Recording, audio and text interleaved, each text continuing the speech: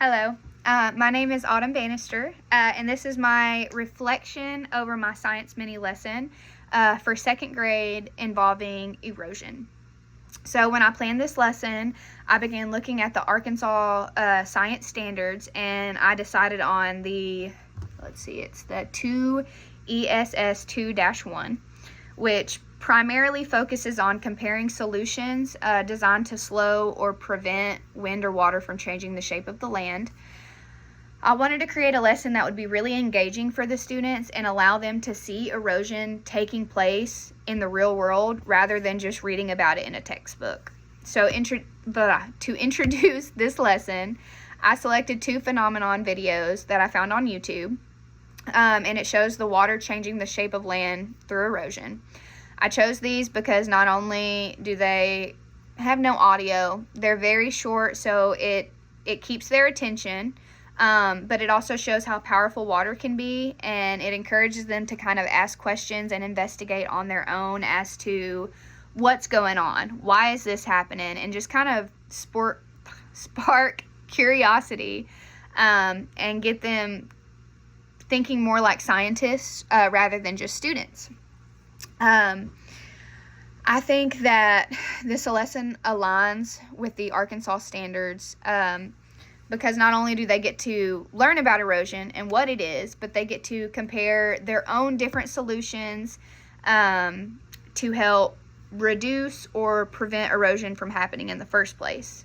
They get to observe how erosion affects the land and the animals and plants around where the erosion is taking place, but they also get to understand how simple things such as rocks and grass and barriers, which in our case we used popsicle sticks, can help to prevent or slow erosion from happening. I incorporated inquiry-based instructional strategies by encouraging them to make their own observations, ask their own questions, and test their own solutions, and then discuss their findings with their peers in their group. And then as a whole class, we discuss our findings and our solutions, and we test them amongst each other. Sorry, I just had a brain fart. To see which one worked best and why, and they all explain their reasonings. So for assessments, I tried to include both formative and summative assessments. I believe that's how you pronounce that word, but I could be wrong, and I'm so sorry if I'm butchering it. I feel like I say it wrong every single time. But the formative assessments are going to be where I'm just observing the classroom while I'm walking around, and that'll be during our discussion time. It'll be during when they're asking questions. It'll be the observations I take when I'm watching them working in their groups as they're trying to decide which preventative measures they think will work best and why. And then any teacher feedback that I give, that'll be all of my formative assessments. Now, as far as the summative assessments go, that will be the exit ticket that they complete before they're able to leave. So the exit ticket will be about erosion. They're going to have to draw a picture of erosion, and then they're going to have to explain a way to prevent or lessen the erosion from happening, and they can draw that as well. Once their drawing is complete, then in about 1 to 3 sentences, they're going to have to explain why that preventative measure works, why it's the most efficient, and what ways they could improve it if given more time.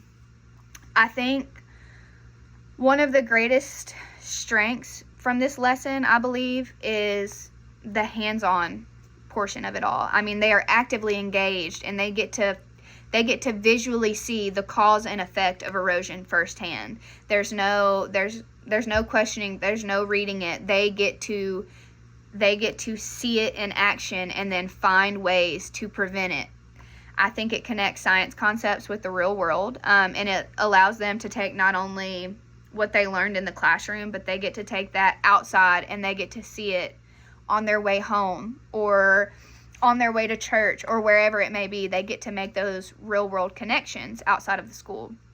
And I think If I were to revise this lesson or do it in the future for a future class that I might have, I think I would add an outdoor activity to it, or observation, where students can look for signs of erosion, whether it be at their house, at their neighbor's house, at church, outside the school, at the park, wherever it may be in their community, but find signs of erosion and take pictures of it, document it, record it, whatever it needs to be, but do that and then bring it back to school so that as a class we can discuss it and we can talk about how erosion is everywhere and the ways that we can help to prevent it or reduce it. But overall, I think that this lesson helped me to better understand how to align standards, inquiry-based learning, assessment, and differentiation into a more meaningful science lesson that promotes student engagement and understanding and is overall interesting and somewhat exciting for them to learn.